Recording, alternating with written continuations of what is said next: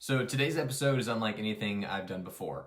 My guest, who we'll refer to as John for the sake of his privacy, has an extraordinary story to tell. Over the years, he claims to have been abducted multiple times, experiences that have shaped his entire outlook on reality. Now, if you've followed discussions around alien abductions, you know they often come with skepticism, controversy, and at times outright ridicule. But what makes John's story different is that he has something no one else has ever been able to provide: a video, evidence. A 43-second clip that he says was taken while he was aboard a spacecraft. For obvious reasons, John has chosen to remain anonymous. He has a career, a family, and a life outside of this, and he's not looking for fame or notoriety. He's simply coming forward to share what happened to him. We've redacted his face and name to protect his identity, but he's willing to let the video speak for itself. Now, before we dive in, I want to highlight something important. John isn't just someone with a wild story. His experiences have led him to work with some of the most well-known names in the UFO and abduction research community. He's been featured on 2 other podcasts, one of which was with the legendary Whitley Strieber. And for those that are unfamiliar, Strieber is best known for his book Communion, which details his own encounters with non-human entities. He's been a leading voice in this space for decades, and the fact that John's story caught his attention speaks volumes. Beyond that, John worked directly with Budd Hopkins, one of the most respected figures in UFO research and abduction phenomena. Hopkins was a pioneer in the field, using regression therapy to help abductees recover memories of their experiences. Through that process, John was able to piece together details of what happened to him, details that would have otherwise remained buried in his subconscious. But here's where things get even more interesting. John didn't just release this video the moment he captured it. In fact, it took him 3 years to come forward with it. Why?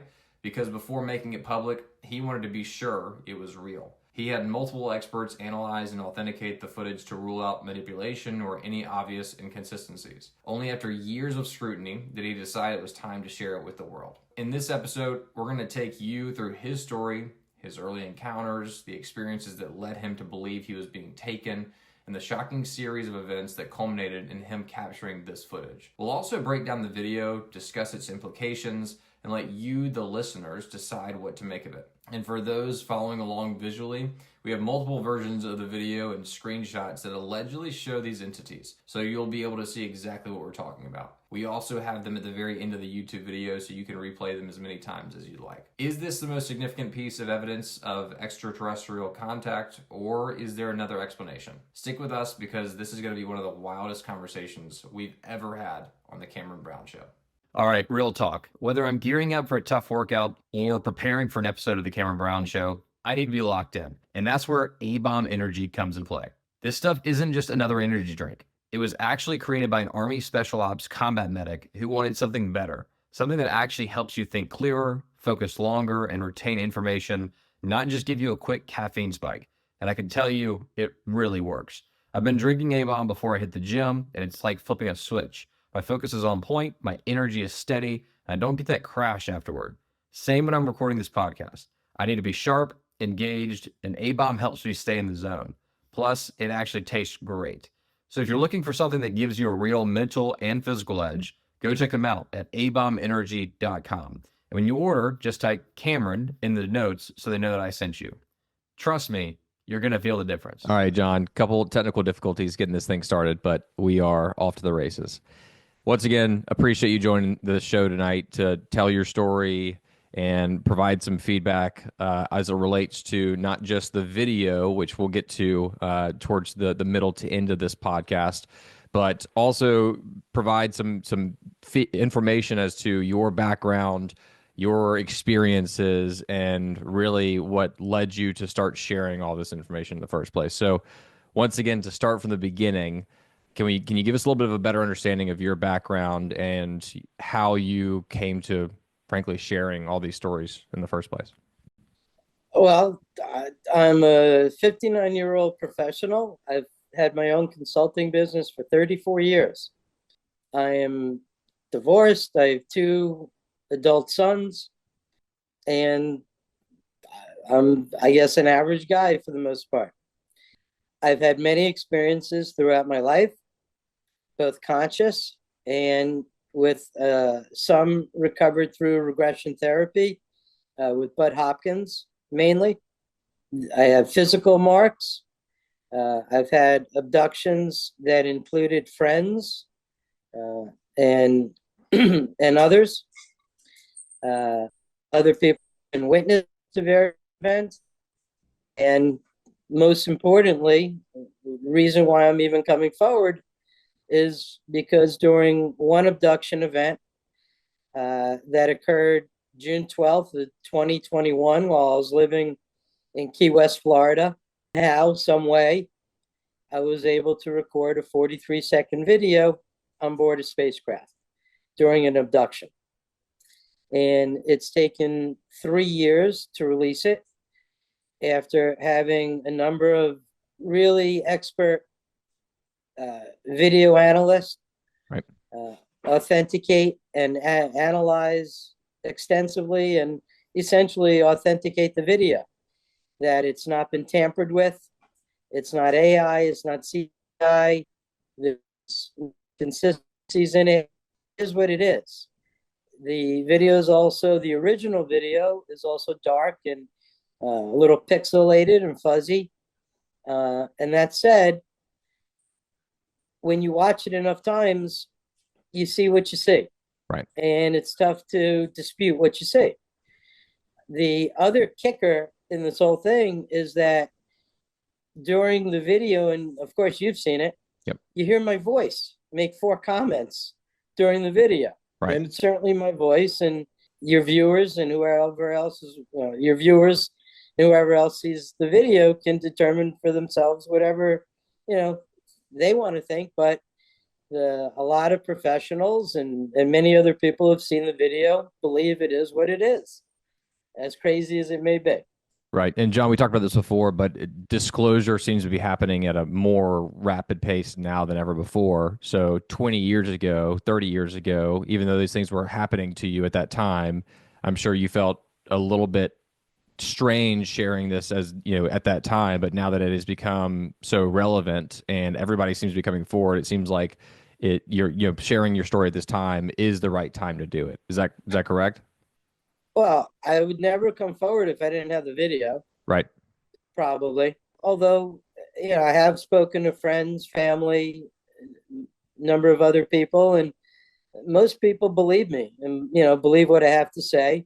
I'm not crazy otherwise, right, and I don't think most other people are, because no one has anything to gain by coming forward and telling the world, hey, I've been by evidence. It's crazy. And the majority of people who have not, it's not added to their lives so much. Right. Not many people are making a living from being on the UFO circuit, that sort of thing. Which is the purpose for the anonymity at this point. And I think we can all appreciate that. But also, you've experienced a lot throughout your entire life that also, once again, kind of culminated in this experience. So going back to maybe the earlier days too, can you share? You've already shared a couple of them with me over the phone, and really appreciate that. But can we share with the audience some of those stories that will provide a little bit of feedback and understanding into what you've already experienced leading up to this point? Yeah, sure. Some of the stories are pretty scary, but at this point, it's second nature to me. For whatever reason, I handle it pretty well. It doesn't freak me out. I'm not scared. Unlike a lot of people who have experienced things that I have experienced, to a certain degree, less or more, and not everyone handles it so well. Well, John, if I'm being completely honest, I did not sleep super well that night that you shared those stories. But right. I think they do, frankly, provide the people with a better understanding of what all you've experienced. Yeah. So I think it's super important. Yeah, no, I'm happy to relate some stories. So my very first experience, I believe I was about 6, 7 years old. I was in my bed and I had woken up and there was light coming in from behind the window shades. So I knew it seemed just to be about sunup in the morning. I believe it was spring or summer. And I hear a voice in my mind tell me, raise the shade. And the shade I had was one of those, and this was probably about 1971. So just real quick, that cut out just a little bit, but from the very beginning, you said you heard a voice that said to I- raise the shade? I heard a voice in my head Okay. that said, raise the shade. Okay. We're not going to hurt you. And at the time, about 1971 or so, I had one of those vinyl shades that had a wood slat in the bottom that you had to pull down in order for it to roll back up. And so I went ahead and did that. And at my window was a wolf. And it looked like a typical woodland forest wolf standing on its hind legs. And it was gray. And the window, where my window was next to my bed, if you were standing out the window was very low, maybe about 3 feet high, 3 feet high, was the start of my window. It went up from there. And I would say this wolf probably was between 4 to 4.5 feet tall. So with that, its hand, but at the time, all I saw was a paw, comes through the window and says, take my hand. We're not going to hurt you. And I take the wolf's paw and I go through the window, through the wall, through the window with the wolf. And I'm in an upright standing position.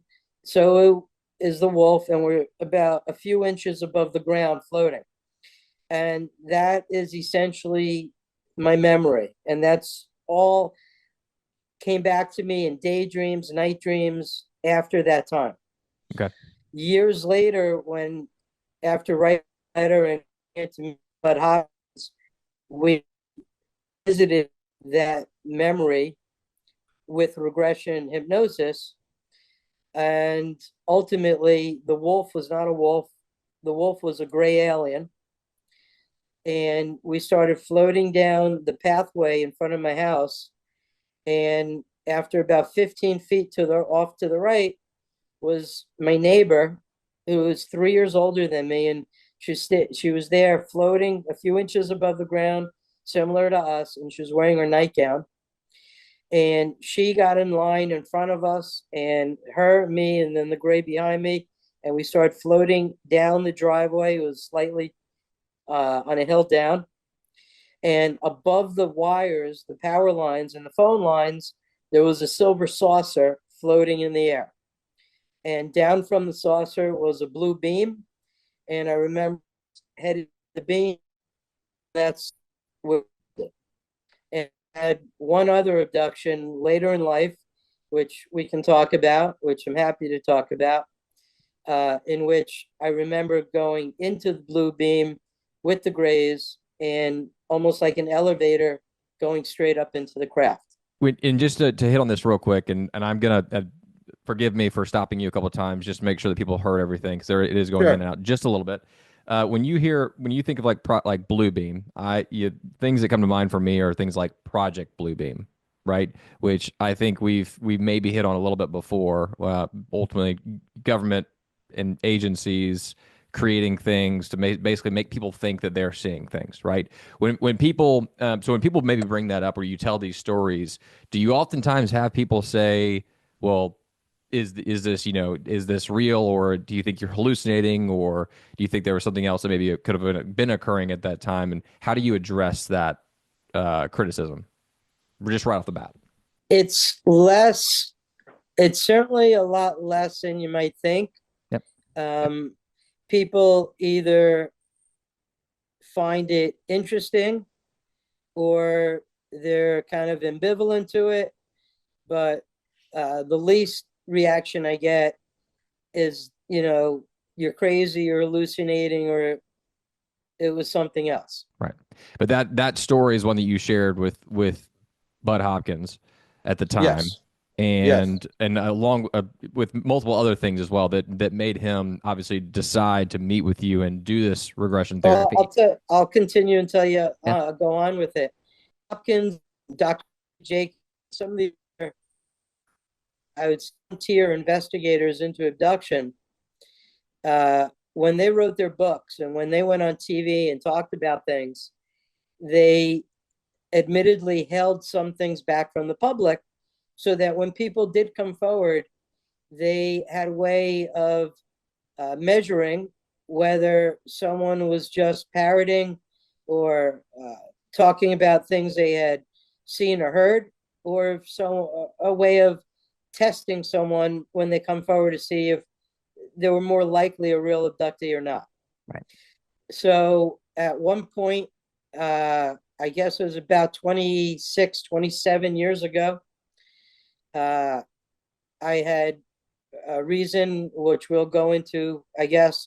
I wrote a 6-page letter to Budd Hopkins, and he lived in New York City, and I lived about 45 north, west, and he called the day after he got the letter, and he said, listen, I get dozens, if not sometimes hundreds of letters a month from people all around the world talking about possible abductions, this and that. And of the things you told me in your letter, he went on to explain to me how they hold things back, and so they can measure an abductee's, whether they're truthful or not. Right. He said, you hit upon everything. All the different things that we don't really talk about publicly, you talked about in your letter. He goes, I'd really like to explore your experiences more.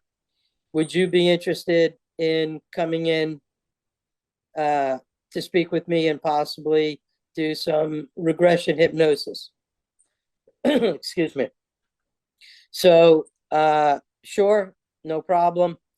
I had twice in my life regret therapy a few years previous to do past life regression, and it was pretty successful.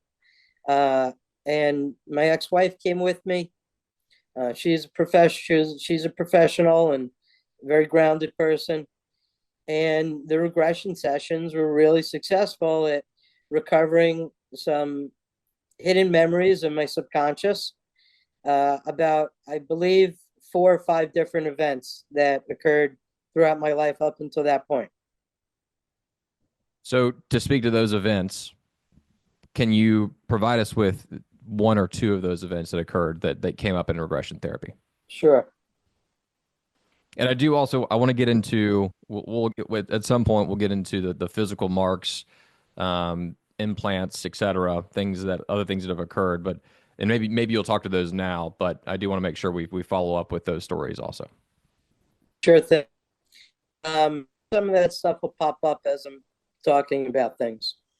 So, when I talked about the wolf earlier at my window, one of the reasons that's important or significant is that many abductees, whether it's through regression or through their conscious memories, the aliens seemingly come to us and have the ability to, whether it's telepathy or whatever abilities they have to make us see things or think things that might be there or not be there. And many abductees report that what turned out to be gray aliens were initially, they saw them as deer or life-size owls or birds or crows. Something familiar, I guess, a familiarity of sorts. Something not only familiar, but something that's not scary to them. Got it. Whether it's maybe their spirit animal. I don't know.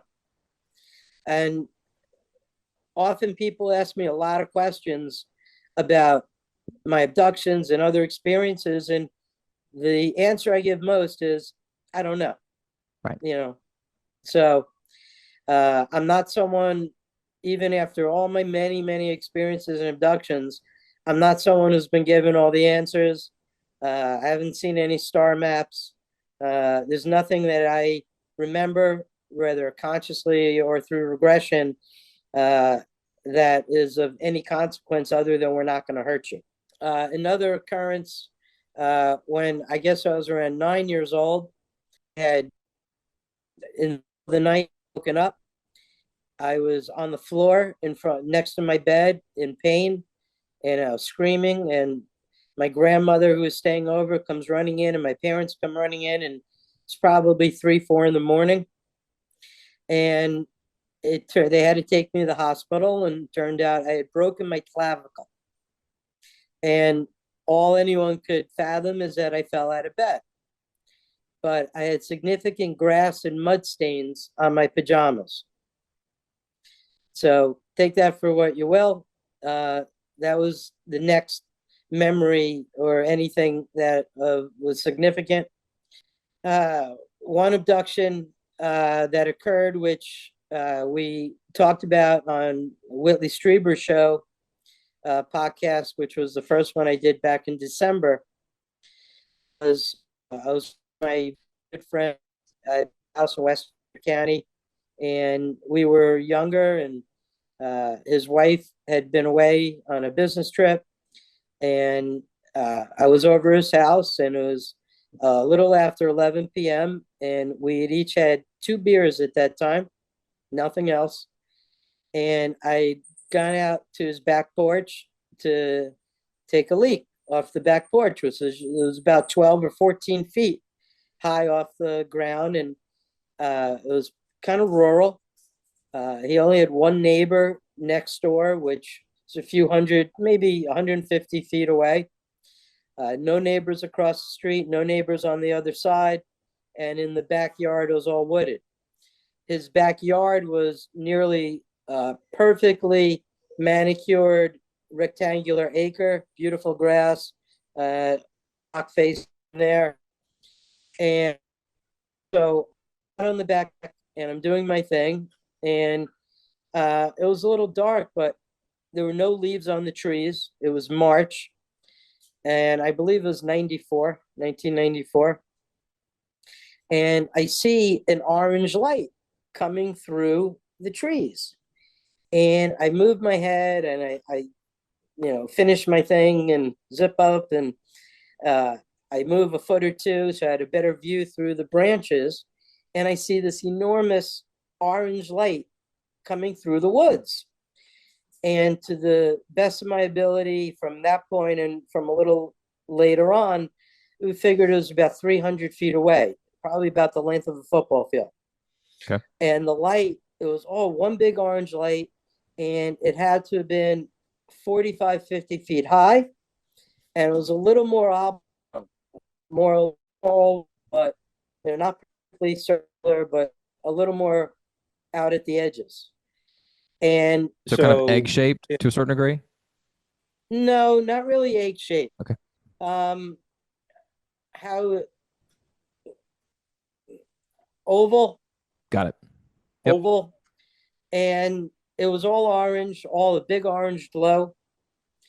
And I called my friend out. It didn't take me long. I said, "Hey, get out here, I kept using his name, like, get out here. There's a fucking UFO in the woods."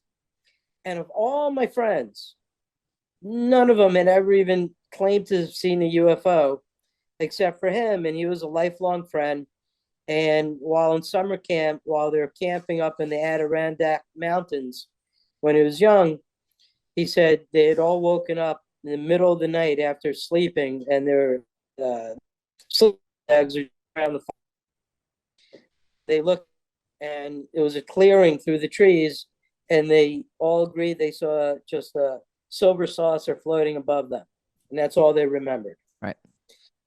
So he comes out, and he's seeing this just like me, and after maybe 45 seconds, he runs in the house, and what does he come back with? Not a camera, but he comes back with binoculars. So now he starts looking at we had a clear view, and he was looking at it through the binoculars. And after a little while, he gives it to me. Now I'm looking at it, and it was pretty wild. And he looks at it for a second time. And when I take the binoculars back a second time, I pan, the object was lighting up the whole area around it, the ground, the trees. So I pan a little to the left, and a 30 feet or so from the object, craft, was a gray, typical gray alien. And he was standing mostly profile to us, more viewing the craft. And from the best of that I could tell, 3.5 to maybe a little over 4 feet tall. And it was wearing an entire black suit. no zippers or buttons or anything else. It looked like a scuba outfit.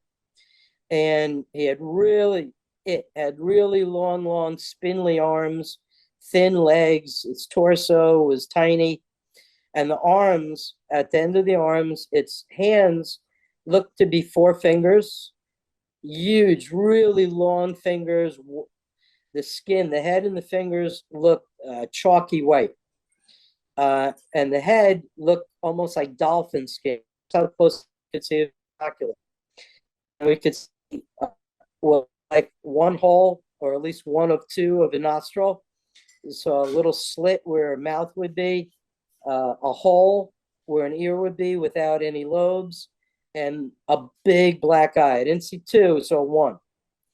And the skin looked like dolphin skin, if you remember what dolphin skin looked like, but more of a chalky look to it. I give the binoculars back to him. He sees the same thing. I say to my friend, we were both wearing watches at the time. I haven't worn a watch in 20 years, but we're both wearing watches. And I said, let's synchronize our watches, because what we're seeing, there's a chance we could be abducted. We synchronized our watches. It was 7 p.m. And the next thing we knew, we're both sitting on the floor in his living room. And there was one small light on in the living room. All the other lights were out. And we're looking at, it was a sunken living room with 1 step down. And I'm sitting on that 1 step. And he's sitting on the floor with his back up against the couch. And we're looking at each other. And I said, weren't we just out back looking at a UFO? And he's like, yeah. And we get up and we go out back, and it's dead darkness. Yep. And we're like, that's fucked up. And we started talking about it. But then that was it. And we talked about it here and there. We told, I told my girlfriend, he told his wife, we told a few people, people believed us. But it didn't go far for it was one of the matters I ended up having regression with Budd Hopkins. And so what was the time you started, back to this real quick, what was the time you started at, and how long had passed during that period of time in which I skipped that. I'm so sorry. So we were abducted. Well, we synchronized our watches at 11:17 p.m. And the time when we looked at our watches again when we were sitting on the ground was 12:40 a.m. So about an hour and 20 minutes went past. Got it. So when we started the regression with Budd, my memory was that 3 grays came floating through the backyard in a single file, floated the stairs of the swing gate to the deck that was closed. Typically one with the latches, you pull up and you pull the gate open. They came right through the deck, right through the gate, like it wasn't there. Dematerialized through it, or however you might call it. We got in line with them. I believe it was 1 in front and 2 behind, or vice versa. And in a single file, we, the same way, went right through the deck, and in a single file through the backyard, floating. And it was through, I'd say, about 35 feet of trees to where the UFO was sitting. And in hindsight, where we couldn't see it, where the UFO was in the very tail end of the backyard of another home, in which they had about an acre and a half. And this was in the very back end. The UFO had been sitting on what was like a rock face that came out of the grass, which there was a lot of in that area. Right. And we wouldn't know about that house because the front of the house, the driveway is on a separate street, not the same street as my friend's house. And I knew about that because the following weekend after this happened, I actually walked back there and looked around and, because I wanted to learn more about what was going on. So we ended up, there was a back hatch to the craft that was open. under regression. We went through into the craft. I don't remember what happened after we went through the craft. The two main things that I remember thereafter, at one point, the two of us sitting at a bench, and you come to the craft, it's like a dark hallway, and it just swings into this open room, which is all white, and it looks like a lab room. And the walls are white, and the lights coming out of the walls and the floors, and at the base of the floors and the base of where, right before where the wall would hit the ceiling, there's like a little section where light comes out of. Everything is very bright in there, except for two metal tables. And it just looks like your typical metal table you see in a doctor's, well, not in a doctor's office so much, but in a veterinarian's office. Right. I have dogs and cats, and that's the table I remember seeing, except it's 6 foot or 7 foot long. And with that in mind, the bench where we were waiting was right outside that area. And the only other memory I have is of myself on one of those metal tables, my friend on the other, and each of us had some type of suction device over our privates, draw what I could only assume is drawing semen, sperm. It's not fun to talk about, but I'm past being embarrassed. I'm past all of that. If I was, I wouldn't be on a podcast. And, you know, I got to believe at some point in the future, Cameron, my identity is going to come out. Right. But and the likelihood's not going to be good for my business or me as a professional. Because right now, if you look me up, all that talks about really is me and my 34-year work experience doing what I do. Right. And a 3-year-old marriage. That's about it.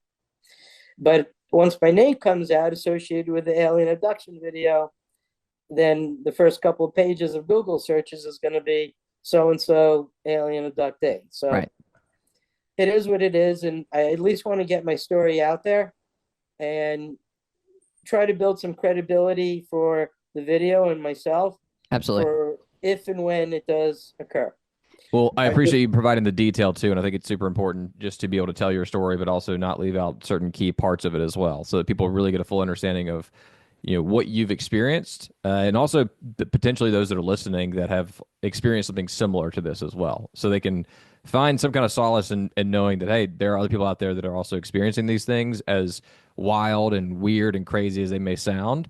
You know, they're not alone. So I think that's also huge for, you know, the sharing your story as well. And really the purpose of this podcast as well is for me to learn a lot of things from different people's perspectives, but also sharing the wisdom that we learn in each of those perspectives as well, and those experiences. So I think that's super important also. You brought up before too, you know, you've also been on Whitley Strieber, or you've been on another podcast sharing this information also. And that was Ryan McLeod Morris. His podcast is The Deep Probe. Probe the Deep with Ryan McLeod, correct? McLeod. I'm sorry? With Ryan McLeod, is that correct? Ryan McLeod Morris. Perfect. So we'll also drop both of those links in the show description so people can go check those out also.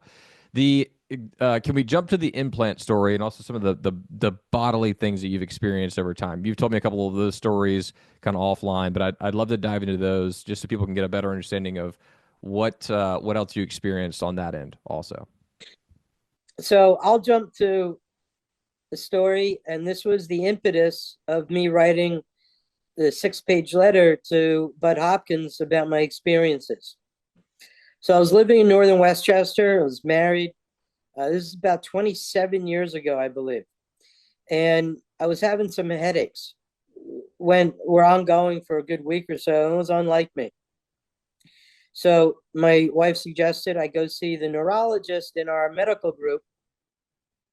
And so I made an appointment. I went in to see a neurologist. He was a really nice guy, probably about 10 years older than me at the time. I was in my early 30s, mid 30s, give or take.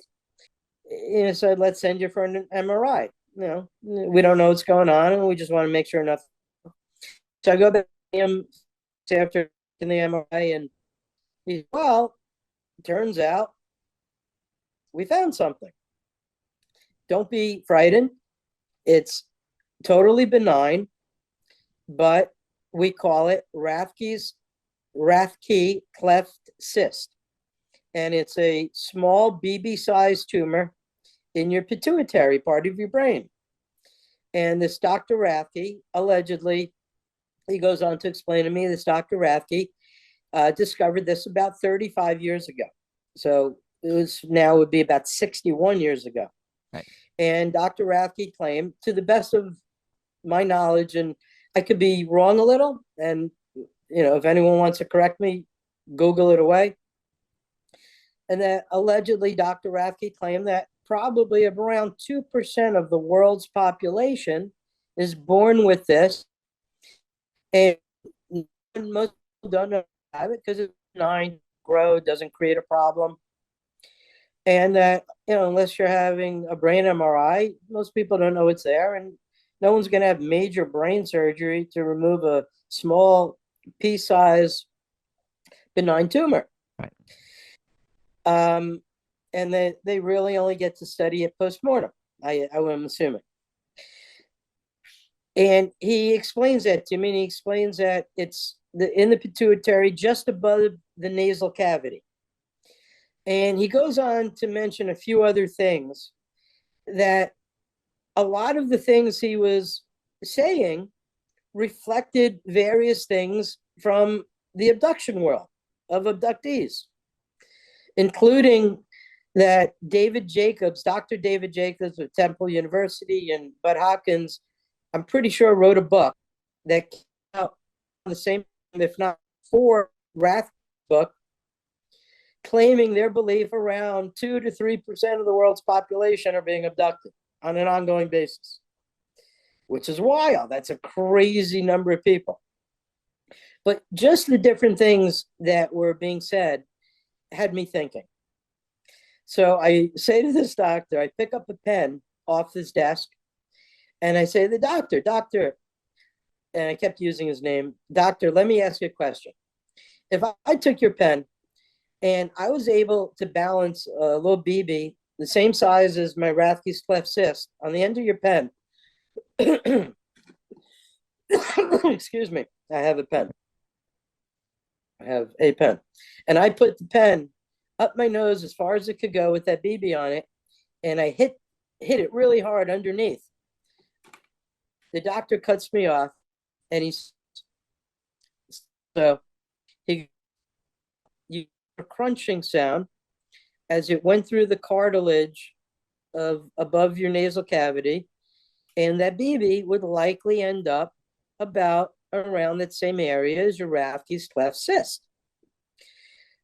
I'm thinking, wow, that's crazy. And now he says to me, calls me by my name, and he says, do you think you've been abducted by aliens? I'm like, whoa, this is my neurologist asking me that from what I just told him. Right. And I said, Dr. So-and-so, why do you ask me that? He goes, well, this is kind of crazy. I have 2 other patients, both about my age, about 10 years older than you, a woman who's an attorney, and a man who's a CPA. And about 4 years ago, the woman who's an attorney was sitting in a chair where I was explaining to her, she also has Rathke's cleft cyst. And after I was done explaining to her, like I explained to you, she says to me, I think that's an alien implant. I'm a lifelong abductee. Wow. So he just said, he shook his head. He didn't say too much and kind of thought she was crazy. And then a year later, another guy, CPA, good member of community, not crazy to best of his knowledge, says pretty much the same thing to him. I'm a lifelong abductee. I think that's an alien implant. So now he says, well, you're now my third patient in 4 years that's telling me you think you have an alien implant. I said, no, wait. I never said it's an alien implant. I can tell you that I'm a long abductee, but I don't know for sure that's an implant. I can tell you, like many abductees throughout my childhood, I had many unexplained nosebleeds in the middle of the night. That a lot of abductees wake up in the morning with dried blood spots or even wet blood spots on their pillow. Many abductees have bad deviated septums, things like that. So I said, I don't know whether that's an alien implant or not, but listen, that's why I kind of brought this up. And the two of us discussed, wow, this could be a smoking gun. Who knows? Yeah. But we discussed what could be a good study, possibly a university setting, a main college type setting. You take 100 alleged abductees that have been vetted, and you give them all brain MRIs. Technically, 1 to 3 would possibly have Rathke's cleft cyst. But if you have an abnormally high number of abductees out of 100 that have this Rathke's cleft cyst, that's an issue. That Right. is something tangible and physical that you could study. Right. And I appreciate, Cameron, you giving me this opportunity to talk about this. I like the opportunity to make this public. Absolutely. And then you can also take 100 people who are patients of neurologists who have Rathke's cleft cyst, and you could give them all a survey to determine whether they have any abductions. And I've seen some of these surveys, and the 90% of the surveys don't talk about aliens or abduction. Talk about other medical issues in your life and other things. Have you had missing time? Do you have scarring on your body that's unexplained? Things like that. Speaking to the scarring on the body too, there was another experience that you shared with me. I'm not sure if you want to go into this one or not. The one where you woke up with blood on your pillow in the middle of the night. Can we dive into that one as well? And I think that one actually you actually have scarring from that one specifically. Is that correct? I know you're probably going to blur my face out, but I probably could have shaved. No, it's totally fine. So Is the scarring on your face? no, I don't have any scarring on my face. Okay. I have scarring that I would say from abductions that I have scarring on below my calves. I have scarring on my ankle. I have scarring on my head, the top of my head, which I'm going to talk about. Yep. I have scarring under my arms, under my armpits. I have scarring at the very, very top of my inner thighs. So far underneath, either someone else has to see it or you need a mirror to see it. But a lot of the scarring, similar to many abductees, and on my back as well. And I mean, these are scoop marks where I've actually asked various doctors, hey, you see that mark on my back? What does that look like to you? And almost everyone say, it's like a biopsy it looks like a skin sample was. So that broke up just a little bit, but can you say that again, that last part? I'm sorry, I keep going my body back and forth. So I've had many doctors who have looked at my scarring and have said, these look like biopsies. And they would say, why did someone take a skin sample from you from this location on your body? And I would just say, I don't know. But if you saw some of the scarring, you would see what it isn't natural. I have a good friend of mine who our families were together one night. We were living in South Florida, and we had an abduction experience where he, myself, his father-in-law, We're in the backyard right after dusk, barbecuing. Our kind children, 2 wives, and the mother-in-law were in the house. We had an abduction experience. We had some missing time after the 3 of us, and his father-in-law is an IBM programmer, and my friend is a logistics executive. And we saw a UFO in the night sky. We all agreed this was not natural. It was low in the sky. And after talking about it for a few minutes, we had well over an hour missing time, to the point where the food was all burnt on the barbecue. My friend who I was there with, he has a number of scoop mark scars on his body, much more pronounced than even my own. And do you still talk about these to this day with that friend? I'm sorry? Do you still have these discussions with your friend regarding these marks? No, not with. They moved away about 9 years ago. They moved away to another state. Okay. We talk on rare occasions, but never about this issue. Understood. And the rest of that. So going back to the mark on the top of the head, if we can dive into that story as well. So it was probably about a year or so before my wife and I got married.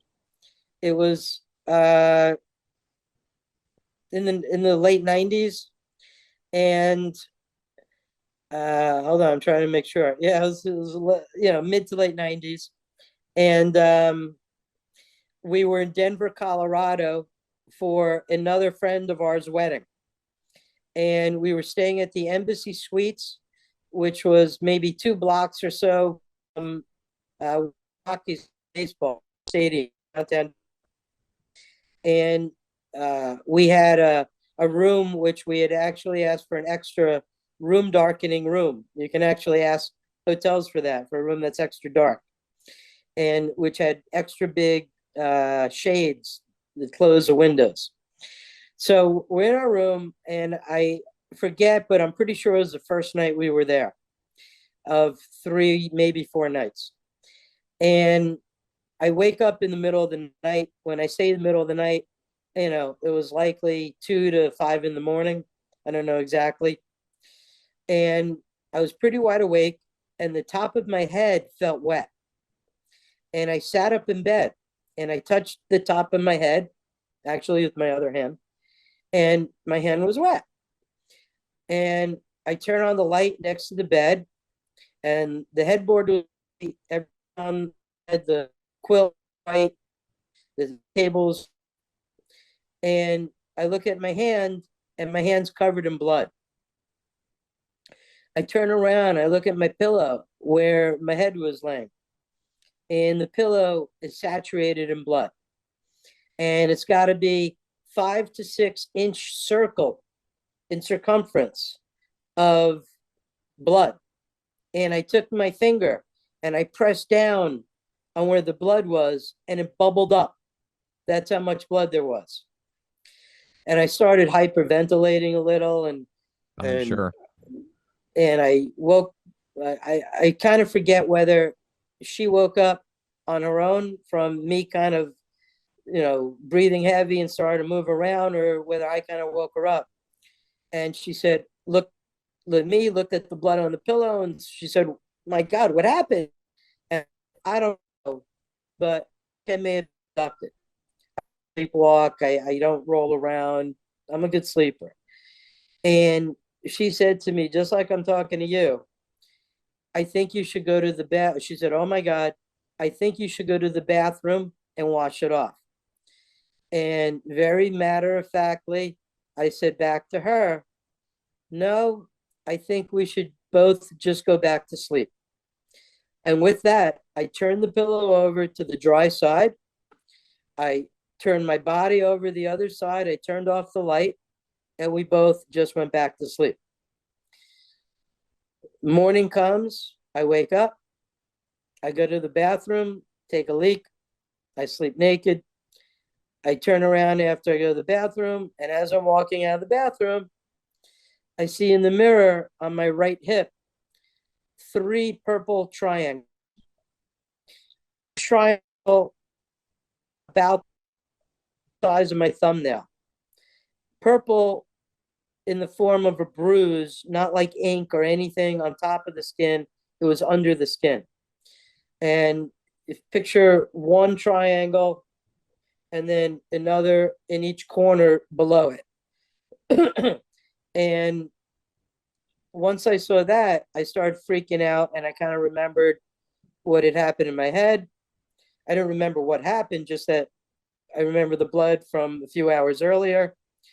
And twice in my life prior, as a young adult, I remember having those 3 purple triangles on my body, specifically my left arm, on my inside forearm. And both times I'd go to the bathroom in the morning when I wake up. The first thing I do after maybe bathroom, some water on my face. And both times I've seen the marks, it was during that time when I had woken up. So whatever they do leaves that type of mark. Ultimately, when we met with Budd Hopkins, this was one of the sessions that we regressed.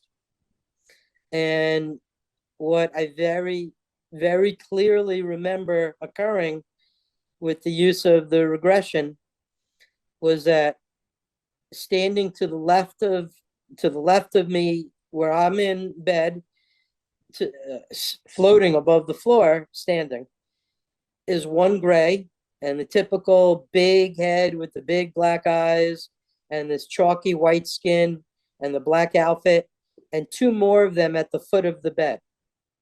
And I stood up in a position in front of one, in line behind the other 2, and in a single file floating, we go right out through the wall, through the shades, through the air conditioner, through the wall, through the windows. And we go out to the outside, and there is a silver saucer craft floating maybe 30, 25 feet above where we were, with a blue beam coming out, similar to what I discussed earlier. Right. And as each of the gray aliens went into the blue beam, immediately at a 90-degree angle, went up into the beam, as did I, into the craft. And there was a lower, either another building connected to the hotel that had a lower roof. So all the was 20 feet above us. 25, 30 feet below us was the roof of another building. I remember the silver type stuff on the roof. Next thing I know, I'm standing in the craft to the opposite, in that light. There's 2 halves of the craft. There's at least the craft I've been on, where it's that light white room, the lab-like room with the 2 metal tables that I described. Right. So I'm at the opposite side of the room from where that bench was that I described earlier, and I'm standing or floating, I don't remember. I'm assuming standing. I'm naked. Where that blue beam elevator is, essentially, is to my left. And then I see directly in front of me a bunch of gray aliens are working on 2 individual humans, naked, each on the table. One was a redheaded woman and one, both Caucasians. One was a redheaded woman and one was a guy. Age, I don't know. I remember the lighting on the wall next to where I was standing, and I was kind of in like a comatose, Valium-induced state, where I kind of remember what I saw and what I'm seeing, but I couldn't do anything. After that memory, the next memory I have is that I'm in the other side of the craft, the dark side. The dark side. I'm in the dark side of the craft. And that's where all the controls are. That's where they control the craft. That's where the control boards are, the best thing I can explain. And whether you can see through the middle of the craft or an actual window, I don't know. But it looks like a window where you could see out of the craft. And you could see that in my video from another abduction, as we're going to talk about. Yep. But in this abduction, I'm in that room facing out toward the window, and I'm actually sitting in a chair. And the chair I'm sitting in is similar to like what would look or appear as brushed aluminum. And it was all right angles and almost sharp angles practically. And think of a dentist chair or a throne. And it was a big chair, and it was built for someone that's certainly bigger than me. And it was cold. I don't specifically remember the aliens or alien around at this, but I was able to, I think the chair was able to move. Think of a chair on like ball bearings. Okay.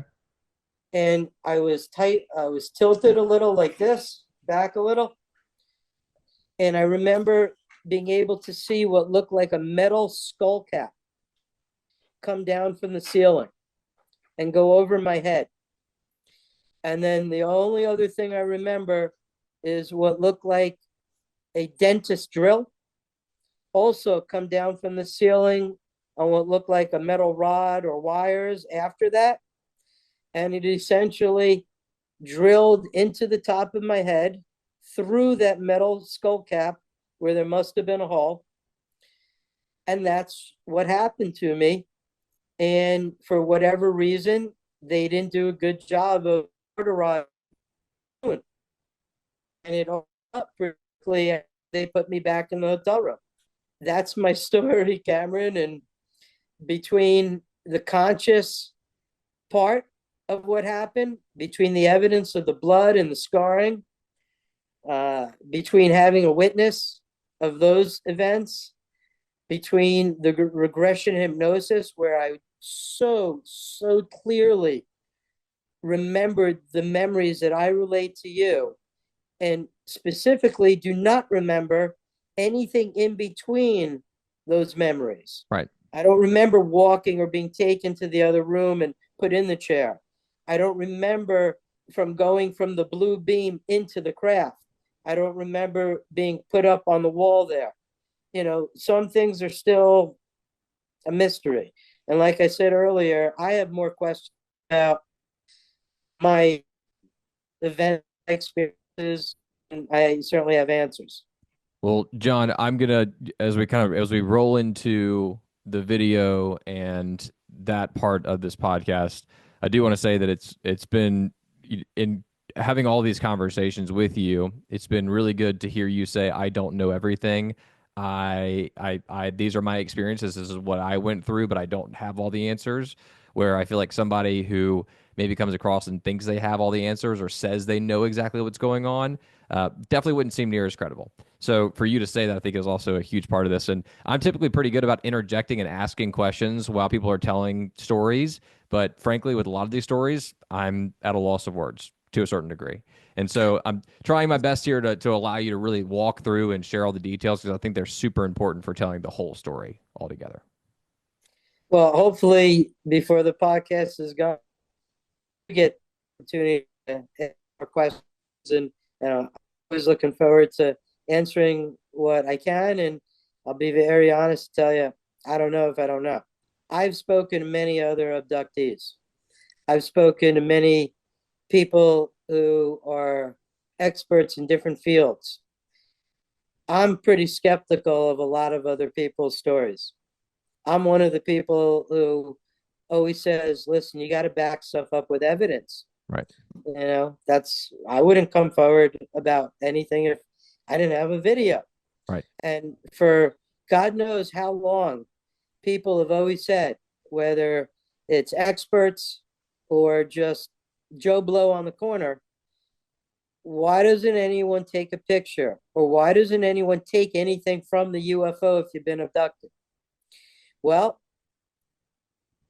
finally, now it has cell phone, and don't ask me how. I've had people ask me, did the aliens allow you to take the video? I don't know. I have opinion or theory, but I don't have answers. And, and that's it. And I would love to find some more answers. And, there's millions and millions of people around the world that have been abducted, and the vast, vast majority don't know they have been, will never know they have been. Right. It's a select few, and for different reasons, I can only imagine. So diving into this, at this point, I am going to go ahead and share the video at this point in the podcast and let people watch through that. And once they've watched through the next 43 to 47 seconds, we'll then continue this part of the conversation so you can explain a little bit more about what's going on. Holy crap. Holy crap. It's crazy.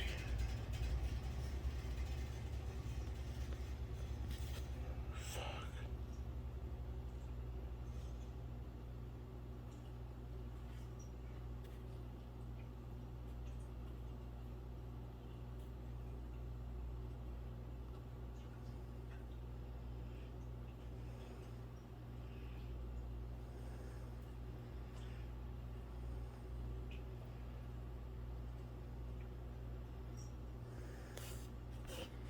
So the way I came about the video, I was living in Key West, Florida. I lived on the golf course, and I had a townhouse, and I was on my back porch, and it was mid-December of 2021. And I was going through the gallery of my cell phone, deleting pictures and videos like we all do at time to time. And I knew June 12th, about 6 months prior to the time it was.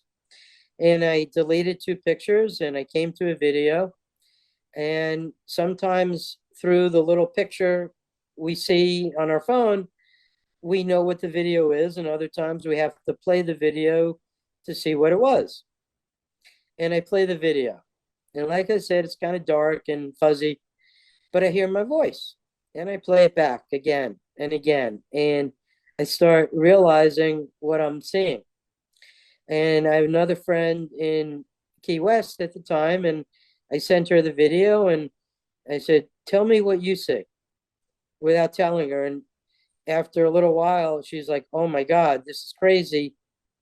Why is your voice, what am I seeing? And we talked about it. And of my many, many friends, she's one of the few who very cute on those paranormal community and things like that. She helped put me in touch with a few people in the paranormal community. I was eventually put in touch with someone who's written extensively on UFOs and aliens, and they put me in touch with some really good professionals who are video analysts, who a majority of their work is for the Department of Defense and branches of the military. This is more than one of them. And over the last 3 years, we've had video analyzed and scrubbed, and and I've already discussed it with you. So I started to digress. So put me back online where we were there. Absolutely. So just the experience. So you found the video, and Okay. and going through your gallery, which once again we all go back through and we're like, when did I take that picture? When did I take that video? But you found this video, and then from there, what happened next? So we found the video, and we've been trying to figure it all out. And at one point, probably about I don't know, 10, 11 months after, I did one regression therapy session with a well-known doctor. We did it online, and we recovered a small amount of information that was crucial, but that was all. And I thought it was tougher finding that same place for the regression session. Regression hypnosis therapy is all about relaxation and finding a really good relaxed place. And it was easier to do with Budd Hopkins live than with someone online. Right. And with said, the key part that I was able to recover was that night I had been downtown in Key West, wasn't partying hard or anything else. And per the regression session, I'm walking from where my car was parked in a space, and I was the second to last townhouse in a little dead end area in our development. And the townhouse before me is at the end, and there's a white picket fence with a good 6 feet tall that you just pick up the latch and open up, and you can walk onto the golf course. And in the few feet right before the gate, it's very dark there. And through the regression session, I'm walking down my path toward my townhouse, and at the path, just before dark, there's a gray alien, one.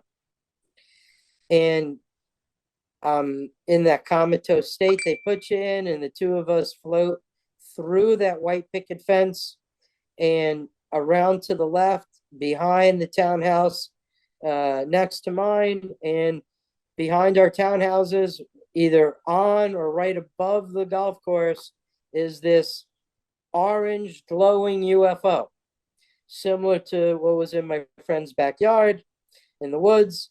And when it's not glowing, seemingly it's silver, and that's all I can say. I don't remember. I remember us crossing the grass on the golf course toward the craft, and that's all I remember from the entire regression session. I don't remember from the regression session filming what occurred. I remember anything else. I just video itself to reflect that abduction. People, I guess, have already seen the video, or you're going to see the video again. What's important to know about the video is the flashing red light you see is a cell phone tower. We are in the craft during the abduction, and the craft seems to be from about 120 to 140 feet in the air. And you're looking at a cell phone tower that is maybe, give or take, 140 feet from the cell phone tower, that height in the air. And the reason we know this, and you're also going to play a video we have that was created with Google Earth. Right. And this is something that's really cool. We've compared the data details, the video details of the video compared to the metadata of the video, which should pretty much line up, should practically be the same. When you take a video and you hit stop on the video, typically your video is going to immediately go to the gallery of your phone. Right. So what we discovered, and I always mix up the video details with the metadata. One's one, one's the other, and I forget which is which. But let's say the video details say that the video was shot at 1:15 a.m.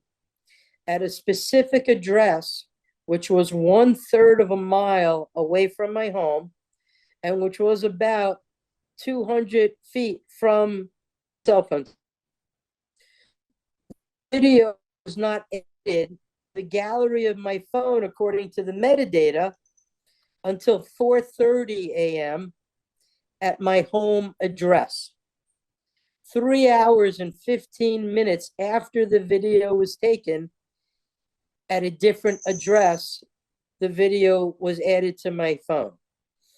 The video, at the end of the video of the original, there's a white strip, similar to what you might see on a Super 8 movie that runs out.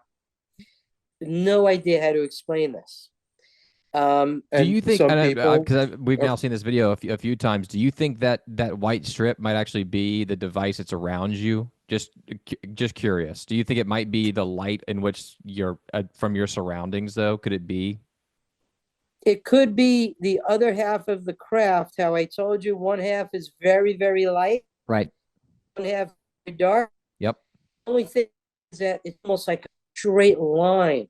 So unless they have the incredible ability to control the light and darkness from a room that has no door, it's just an open pathway between the two spaces of the ship. The other thing is that I did not end the video. They ended the video. And we think they ended the video by merely just turning my phone off. So the fact that the phone was turned off to end the video, rather than hitting stop on the video, might be another reason why we have this white stripe there. I can't explain it, neither can the video guys. Got it. Another thing in the video for people to understand or know about is you see the cell phone tower and this Google video that you've got to play. There from Google Earth shows where my townhouse is compared to where the cell phone tower is. And you see it from up above and the golf course across and everything else. And it's really neat. And you can see how the blinking cell phone tower is the same as the cell phone tower in the video. And you've seen this already, so you know this. It took you, and frankly, it took you explaining that and hearing that explanation for me to put everything together and to see these images and to see the video back again. So if anybody listening and watching, watch the video, watch the Google video again, and watch them back multiple times. And also listen to what John is sharing, because it all does help to make a lot of sense of what's being shared there. There's a ton of circumstantial evidence, and what we're trying to do is connect it all together. And every time you add another piece to the puzzle, it creates more of a picture. Right. And, and like you mentioned earlier, you know, about the timing to release my video, now is the time. And I just decided with so many people that we've been through something like this, and with the craziness that is occurring or has occurred, this is bigger than my self-preservation, if that makes sense. Absolutely. So good luck to me, and good luck for this story and for the evidence to actually get out, and for people to take it seriously, and for it to be another piece of the for disclosure. Because here's real evidence. Here's my cat. Here's real evidence. That was not an alien. It was a cat. And John, to your point, I think it's super important that this information is shared so people can make of it what they decide to make of it. But ultimately, as mentioned before, they can go back and they can think through their own experiences, stories they've heard, et cetera, and start to connect the dots on a lot of these things that are going on.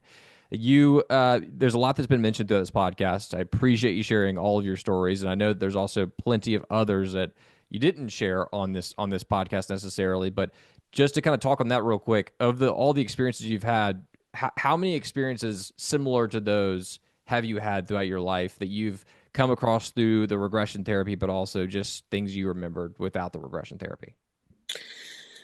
So just recently started literally experiences, just to have it on paper. Right. A lot of people have said, man, you should write a book. So, maybe I'll do that. I'm thinking about it. You want to help me, Cameron? We could work on that at some point. Yes. You, sure. me, and Chat AI. Yeah, ChatGPT could certainly help out in doing just that. I'm not Mr. Technical. So anyway, I haven't put a number on them, but I would say there's a good 7 to 9 experiences that I can really pin and say, I think that was a real alien abduction. Yeah. I've had many more abduction experiences in my life that I don't know about, that I'll never know about, that occurred, that I have no memory of. And I think that's probably pretty similar for most abductees. I can't talk for any other abductee. I can only relate what I've read, and for those people who've told me their stories, that's it. I don't have any major answers for anyone. I'm just trying to get my truth and this evidence out into the public domain for, at the very least, for the issue to be discussed more. And at the best, here's proof of friggin' aliens. Well, John, I appreciate you being willing to share this information with me on the show, with others, and at some point, as this journey of yours does progress, you may disclose your personal information.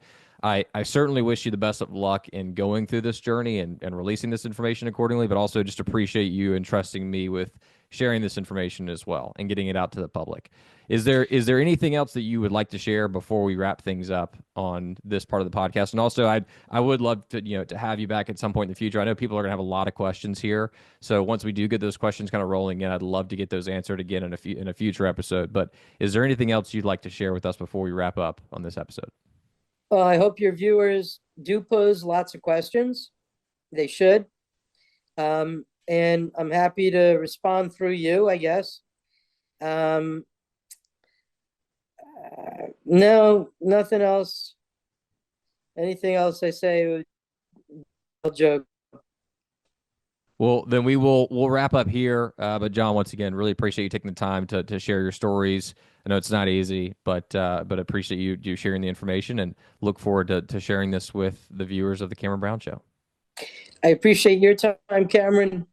I appreciate you taking the topic seriously. Do you have any other questions for me?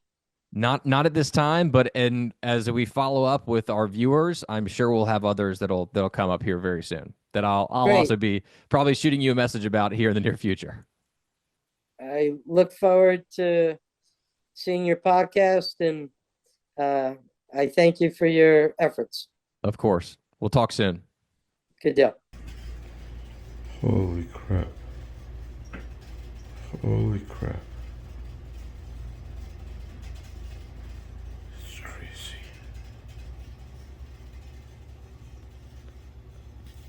Fuck.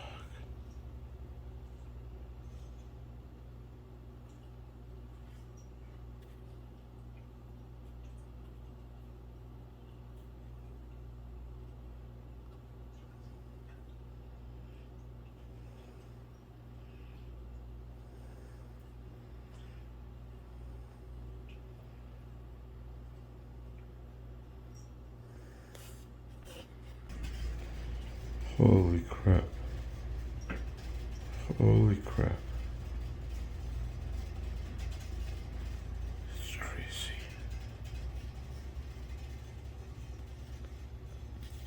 Fuck.